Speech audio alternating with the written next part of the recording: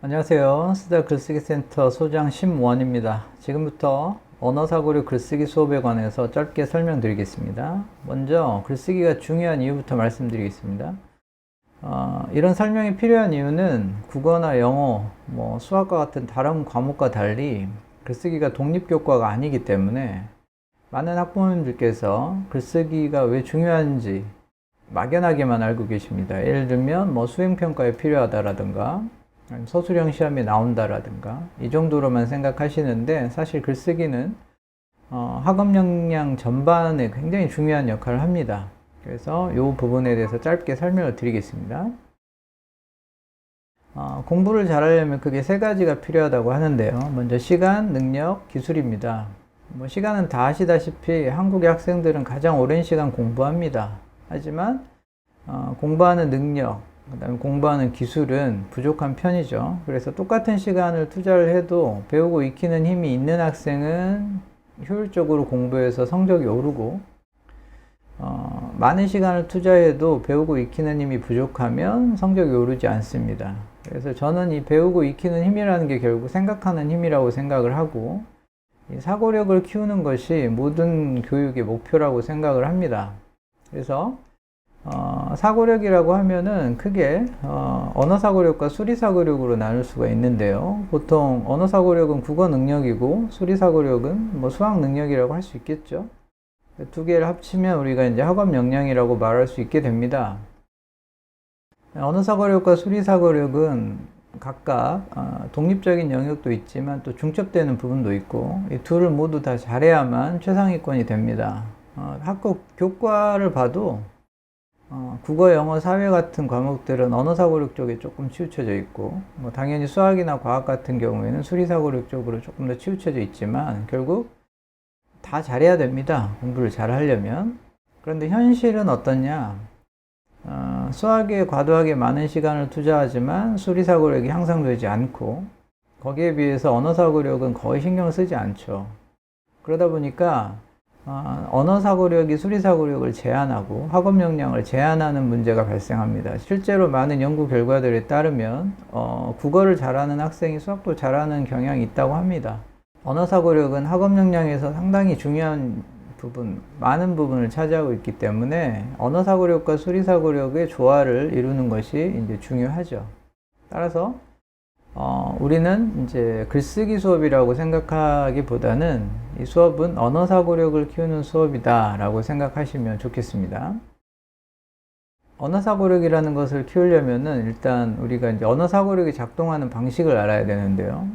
우리가 살아가면서 또 학교나 학원에서 학생들은 많은 것들을 배우고 경험합니다. 그리고 경험한 것들 중에서 아주 일부만을 이해하죠.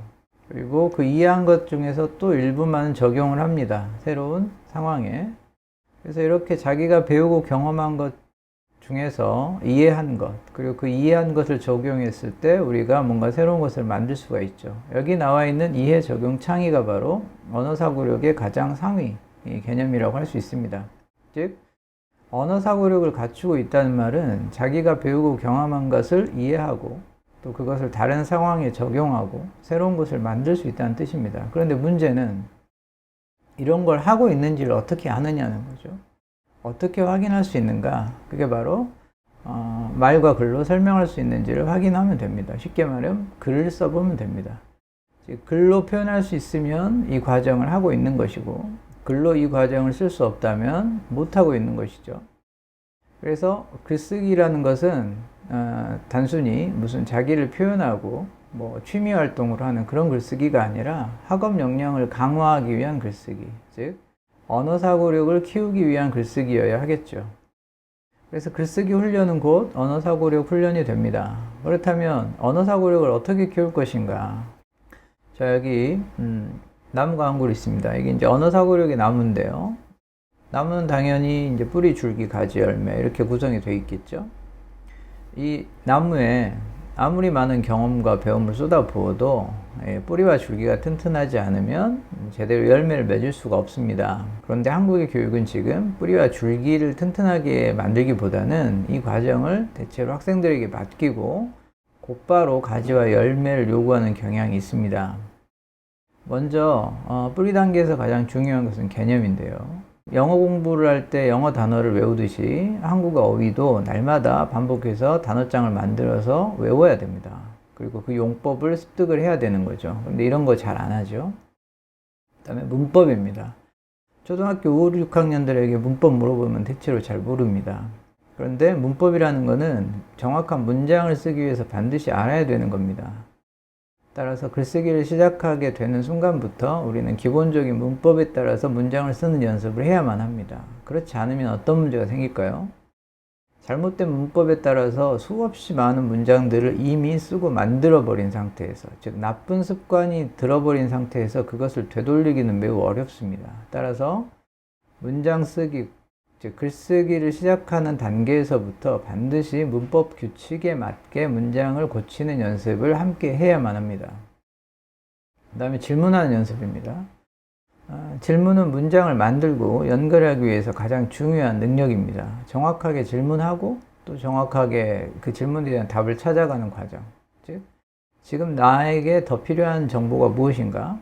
나는 어떤 질문을 해야 되는가? 이런 과정들을 연습을 해야만 당연히 생각을 할 수가 있죠. 이렇게 개념, 문법, 질문이 형성이 되면 뿌리 과정에서 가장 중요한 문장과 접속을 할 수 있게 됩니다. 즉 문장 쓰기와 문장 연결하기가 가능해지죠. 이제 문장을 쓰고 연결하는 것이 가능해진다는 소리는 다음 단계인 판단과 추론을 할 수 있다는 뜻입니다. 판단과 추론에 관해서는 이따 자세히 설명을 드리겠습니다. 일단 줄기까지 완성이 되어야만 이해, 적용, 창의가 가능합니다. 그런데 현실적으로 학교에서 보는 시험 문제들은 이런 개념, 문법, 문장 접속, 이런 문장을 다루는 것보다는 이미 만들어진 문장에서 옳고 그름을 판단하는 것, 그쪽으로 좀 치우쳐져 있죠. 그러니까 자기 힘으로 생각한다기보다는 다른 사람이 만들어 놓은 문장을 그냥 5개 중에서 하나를 찾아내는 방식으로 공부를 하고 있다는 겁니다. 이것이 근본적으로 한국 학생들의 언어 사고력, 뿌리와 줄기를 약하게 만드는 원인입니다. 그래서 전 세계적으로 글쓰기 교육을 강화하고 있는 것, 그리고 유일하게 한국과 5개, 6개 정도 나라만이 대학에서 학생을 뽑을 때 객관식 시험을 봅니다. 즉 수능 형태를 반영한다는 거죠. 대체로 다른 선진국들은 다 서술형, 논술형 문제로 학생들을 뽑고 있습니다. 그 이유가 바로 학생들의 근본적인 사고력을 평가하기 위해서죠. 이렇게 말씀드리면 이제 학부모님들께서는 그래 언어 사고력이 중요한지 알겠고 체계적으로 배워야 하는 것도 알겠다. 그럼 시간이 얼마나 걸리냐 물어보시는데 학생마다 다릅니다. 언어 사고력을 이제 따로 공부하지 않아도 학생들의 언어 사고력은 늡니다. 왜냐하면 나이가 들면 배우는 게 있고 또 생각하는 힘도 좀 자연스럽게 커지기 때문에, 그러니까 이제 연습하지 않는 단계에서 언어 사고력은 또 개인적 편차가 있지만 향상이 됩니다. 그렇다면 이 수업의 목표는 언어 사고력 훈련을 통해서 다른 학생들보다 더 높은 수준의 사고력을 만드는 것이겠죠. 근데 여기 이제 문제가 언어 사고력이라는 것이 이 표에서도 보시듯 초반에 훈련을 할 때는 일정 기간 동안 큰 차이가 나지 않는다는 겁니다. 그래서 한두 달 해보다가 우리 애는 변화가 없네? 그러면 이건 효과가 없나 봐 이렇게 생각하시는 거죠. 이건 뭐랑 똑같냐면은 수학 공부를 한두 달 시켜보고 우리 애는 수학에 소질이 없나 보다. 그럼 이제 수학 그만두는 거랑 똑같습니다.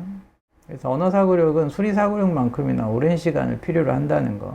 하지만 현실적으로 언어 사고력을 집중적으로 키울 수 있는 기간은 초등학교 5학년부터 중학교 1, 2학년 정도까지라는 것. 이 제한된 시간 안에 언어 사고력을 향상시켜야 된다는 거죠. 그리고 이 기간에 향상된 언어 사고력을 가지고 그 차후에 이제 학년이 높아질 때 다른 공부에 적용할 수 있어야 된다는 겁니다. 그래서 언어 사고력의 단계를 보면은 크게 3단계로 나눌 수가 있는데요. 먼저 뿌리 줄기 단계입니다. 이 단계에서는 시간을 좀 투자해도 느는 것 같지가 않습니다. 애가 쓰는 글 봐도 똑같고요. 얘가 하고 있나? 잘하고 있나? 이런 의심이 드실 겁니다.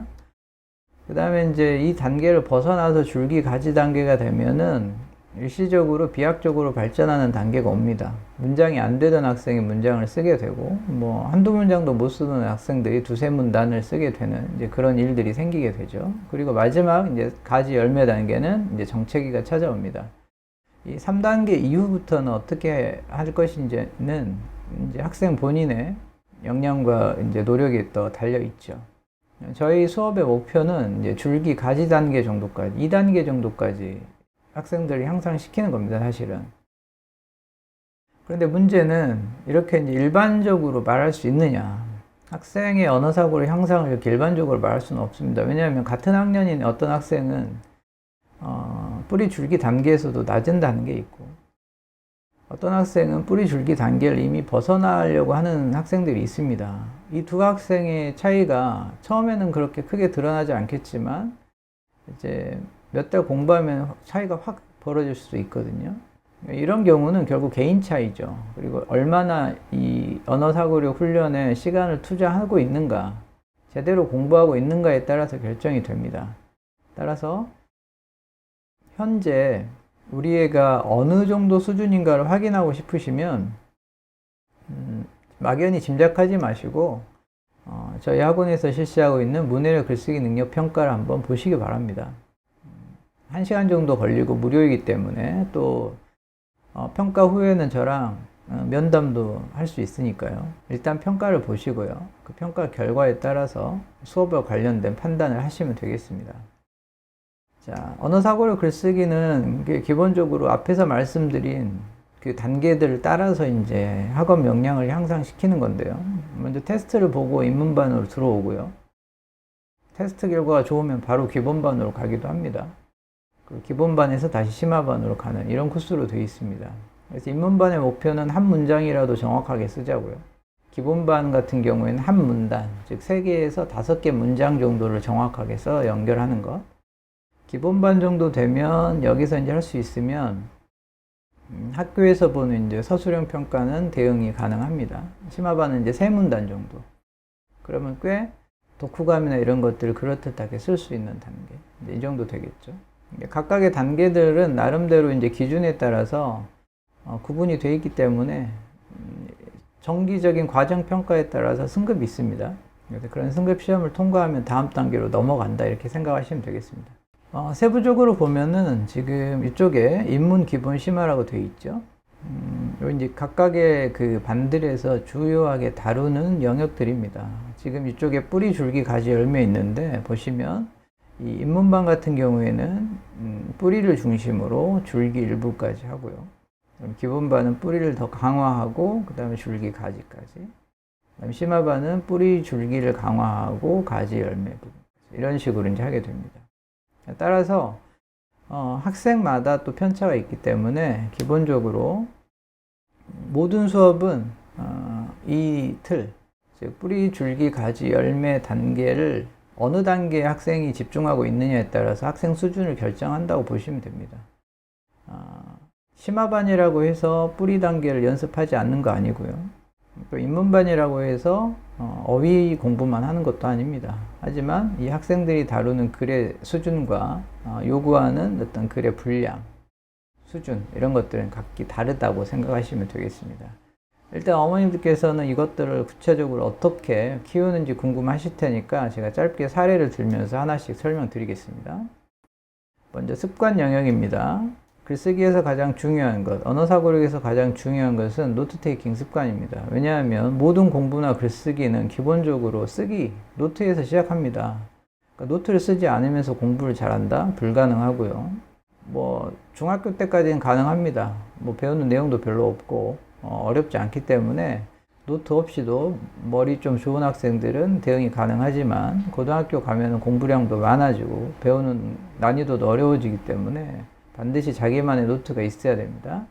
그 노트 쓰기 습관을 어릴 때 만드는 게 좋고요. 당연히 이제 학교 학원에서 쓴 노트를 제출해야 되고, 그 다음에 독서 후에 쓴 노트도 제출을 하게 됩니다. 이건 기본적인 과제로 이제 저희 학원에서는 글쓰기 센터에서는 이제 제시하고 있습니다. 그 다음에 어휘입니다.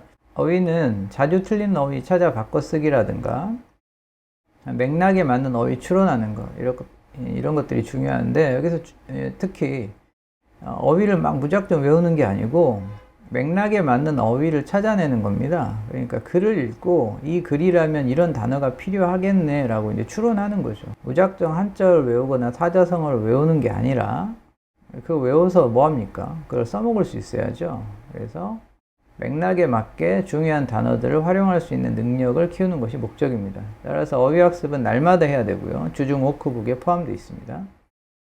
다음으로 문법인데요. 글쓰기를 위한 문법은 크게 세 가지가 있습니다. 품사, 문장, 성분, 문장의 종류 이렇게 세 가지를 알면 기본적으로 글쓰기를 할 수가 있는데 이제 궁극적으로는 목표가 자기가 쓴 문장을 스스로 고치는 거죠. 사실 글쓰기는 80%가 글 고치기입니다. 그리고 글 고치기를 못하는 이유는 문법을 모르기 때문이에요. 그러니까 자기가 쓴 문장이 제대로 된 문장인지 아닌지를 판단을 못합니다. 그런 상태에서는 항상 선생님한테 의존하게 되죠. 자기가 잘 썼는지 못 썼는지 모르기 때문에 이제 의존하게 되는 거, 그런 문제가 생깁니다. 자, 그래서 자기 글을 자기가 고치려면은 일단 문법을 알아야 된다. 그 다음 이제 질문을 활용한 접속인데 문장과 문장을 연결하기 위해서는 문장과 문장 사이에 숨겨진 질문을 찾아야 됩니다. 글 쓸 때도 마찬가지고 읽을 때도 마찬가지입니다. 따라서 접속 훈련을 통해서 두 문장 연결하는 방법을 계속 연습합니다. 이런 연습 과정을 통해서 문장에 대한 감각을 익힐 수가 있죠. 아, 두 문장에서 세 문장 정도는 이런 식으로 연결이 되는구나를 확인할 수가 있습니다. 여기까지가 이제 뿌리 단계고요. 이제 줄기 단계로 넘어가면 조금 이제 어려워집니다. 첫 번째 줄기 단계는 판단입니다.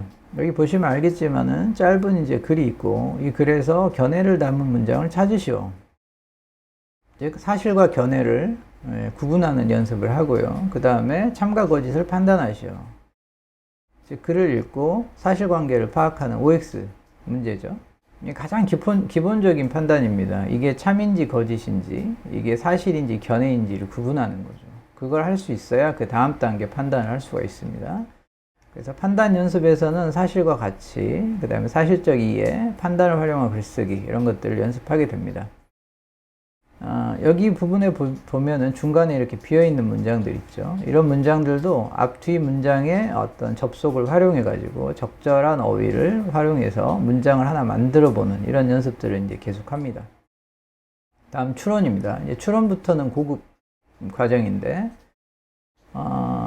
글을 읽고 겉으로 드러나 있는 정보 속에서 겉으로 드러나지 않은 정보를 추론하는 겁니다. 즉 보이는 것에서 보이지 않는 것을 찾아내는 것이 추론이라고 할 수 있죠. 이 이야기는 누구나 다 읽을 수 있지만 이 이야기를 읽고 양반 형제라는 표현에서 추론할 수 있는 것, 형제가 과거 공부를 하는 것에서 추론할 수 있는 것, 동생이 낯선 곳에서 주막을 시작하는 것에서 추론할 수 있는 것들이 다 다릅니다. 정리를 해서 써야 되겠죠.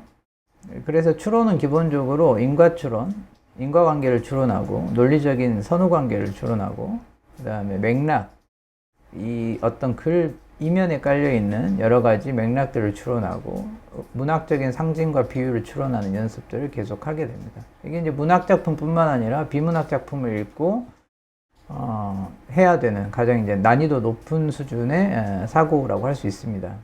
이렇게 줄기까지 이제 형성이 되면 그 다음부터는 구체적으로 글쓰기 종류가 이제 나오는데요. 첫 번째가 요약하는 글쓰기입니다. 이해 연습은 기본적으로 요약에서 시작하고요. 두 개의 글을 비교하는 것, 여러 개의 글을 분류하는 연습 이렇게 이제 시작이 됩니다. 그 다음에 적용.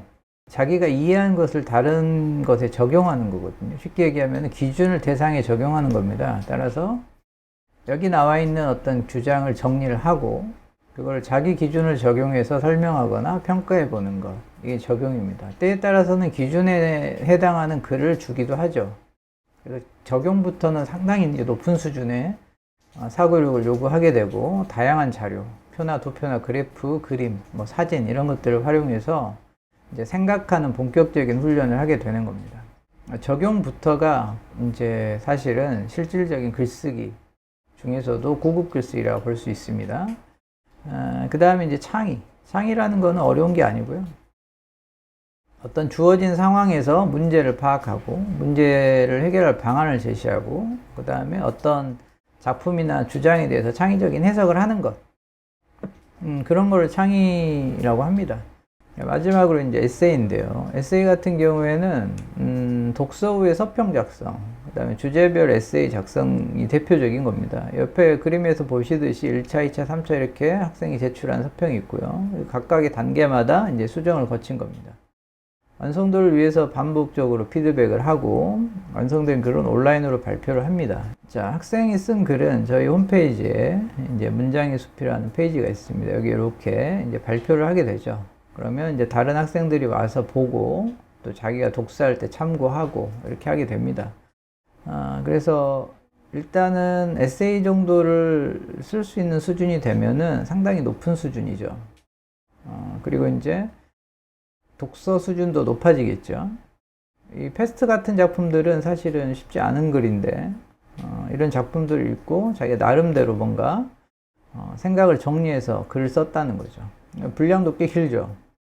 초등학교 이제 6학년이 쓴 글인데 이거는 이 정도 글을 쓸 수 있다면 사실은 학업 역량이 이미 갖춰져 있다고 볼 수 있을 것 같습니다. 자, 이렇게 에세이 같은 경우에는 학생들이 쓴 글들을 계속해서 이제 수정해 나가면서 완성도 높이는 방식으로 지도를 하고 있습니다. 지금까지 이제 수업 내용에 대해서 말씀드렸고, 이제 수업이 진행되는 방식에 대해서 잠깐 설명드리겠습니다. 저희 수업은 날마다 읽고 쓰는 습관 만들기가 최우선이고요, 목표가. 그래서 주 5일 피드백을 하고 있습니다. 이 두 가지를 바탕으로 수업이 설계되어 있다고 보시면 되고요. 일단 크게 입문반과 이제 기본반으로 나눌 수가 있는데, 입문반 같은 경우에는 수업 시간이 2시간입니다. 그래서 1교시에는 문장 훈련하고 2교시에는 이제 세 문장 쓰기 이해 연습을 합니다. 그리고 주중 워크북으로 날마다 어휘, 문법, 접속, 판단 이런 것들을 확인할 수 있는 문제들이 이제 포함되어 있고요. 하루에 15분 정도 투자하면 된다. 그러니까 날마다 수업 빼고 날마다 주 5일 한 15분씩 투자할 수 있게 그렇게 구성이 되어 있습니다. 그래서 입문반 수업을 열심히 듣고 과정평가에서 이제 통과를 하게 되면 그 다음 단계인 기본반으로 넘어가게 됩니다. 기본반과 심화반은 기본적으로 초등이든 중등이든 수업 구성 같습니다. 시간만 좀 다르죠. 초등은 3시간, 중등은 이제 3시간 반입니다.